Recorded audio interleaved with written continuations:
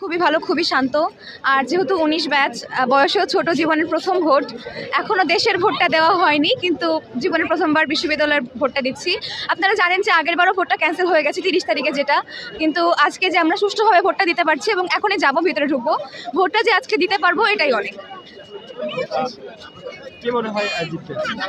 যেই জিতুক, আসলে সবাই আমাদেরই সিনিয়র, বড় ভাই, সবাই আপন। এমন না যে কেউ অন্য পক্ষ আমরা অন্য পক্ষ, এরকম কিছু না। আমরা সবাই একটা পরিবার, আমরা জবিয়ান পরিবার। যেই জিতবে অবশ্যই ভালো হবে, ভালো কিছু হবে, ভালো আমাদের উপকারের জন্যই তো এরা দাঁড়িয়েছে, আমাদের প্রার্থী হয়ে এরা দাঁড়িয়েছে। সো যেই জিতুক আলটিমেটলি আমাদেরই ভালো হবে। যারা জিতবে তাদের কাছে কি প্রত্যাশা করছেন? প্রত্যাশা থাকবে, জগন্নাথ সবসময় অবহেলিত, একদম শুরু থেকে এখন পর্যন্ত জগন্নাথ অবহেলিত। আমাদের হল নেই, এছাড়াও অনেক রকম সমস্যার মধ্যে দিয়ে আমরা যাই। আমাদের ক্যাম্পাস ছোট, আমাদের ক্লাসরুমের সমস্যা রয়েছে, আমাদের বিল্ডিংগুলো পুরাতন হয়ে যাচ্ছে, নতুন ক্যাম্পাসের কাজ আগাচ্ছে না। তো আমরা চাইবো যারাই আসুক এই জিনিসগুলো নিয়ে কাজ করুক, অবশ্যই করবে তারা, এজন্যই যোগসূত্র সংগঠিত হচ্ছে সর্বশেষে।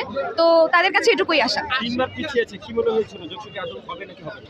সত্যি কথা বলতে ২৯ তারিখ রাতে যে ফিলিংসটা ছিল, ৩০ তারিখে ঘটনা ঘটার পরে কালকে রাতে একটু ভয় হয়েছিল যে শেষমেশ হবে কি না। তবে সকাল থেকে এখন পর্যন্ত মনটা অনেক ঠান্ডা যে সর্বশেষে যোগসূত্র হচ্ছে, আমরা ভোট দিতে পারছি, এটাই আমাদের কাছে অনেক।